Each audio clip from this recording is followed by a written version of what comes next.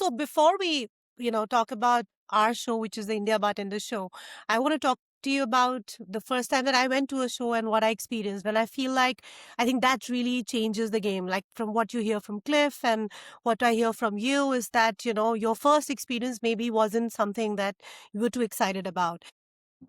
And I feel like I went to for the first time I went to Athens Bar Show. Then after that I went to Tales of the Cocktail.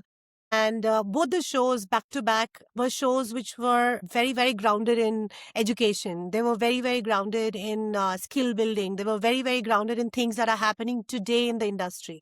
So they were talking about today and they were also future gazing. I met a lot of people who were really, I don't know how else to put it, but movers and shakers in today's industry, right? So a whole lot of that was not about networking necessarily, but also finding people and getting to kind of dig into their brains a little bit to find out what are they thinking, like what are they talking about today and where do they see this industry moving towards. Right after that I went to the BKK Bar Show, which was the Bangkok Bar Show, then the KL Cocktail Week. So every show that I went to, I feel like I came back more excited, more interested in my own industry, and also just small. I would pick up things like you go for bar hops in the evening, in the daytime you do something else, in the daytime you're attending sessions, and every time you would go there you would see, okay, this is the kind of new thing that they're using right now in the bar, right? This is the kind of technique which is being used in the bar. This is how the bartender is engaging with the guests. You come back and you talk to your team and your staff about the same thing. You also engage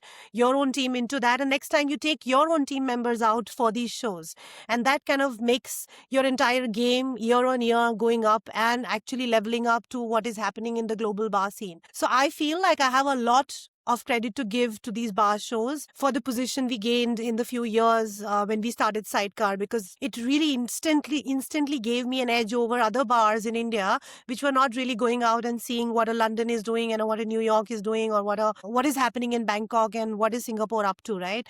So I think that that's what happened, and for me that is one of my biggest learnings, right? It's also obviously about having fun, having a great time, meeting a lot of people, getting a lot of drinks. But at the end of it, for me, I think it's the sessions in the daytime and the networking at that time which really matters. Yeah.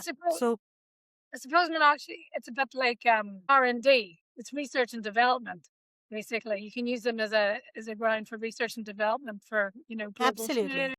Absolutely. It's the kind of mindset you go to. You could be a very young bartender just going to meet your idols. Sometimes, I mean, we've seen that a lot happening. Like, we had Eric Lawrence coming from London, and we had a queue of people, young bartenders who wanted to get a signature from him because he's a global figure. He's a whole lot of things, in the global bar scene. He's a bar owner, started off as a bartender. A lot of people really look up to him, and he's just cool, suave. He's got the personality which really fits into, what the younger bartenders are looking for. And because we invited him, we actually realized that you need these tent poles, you need these faces to get the younger generation obviously excited, because this is their influence, this is their, Bad Bunny or Lady Gaga, right? So that's what we need them in the shows as well. So I think that's how you're able to mix the R&D and education and this part as well together.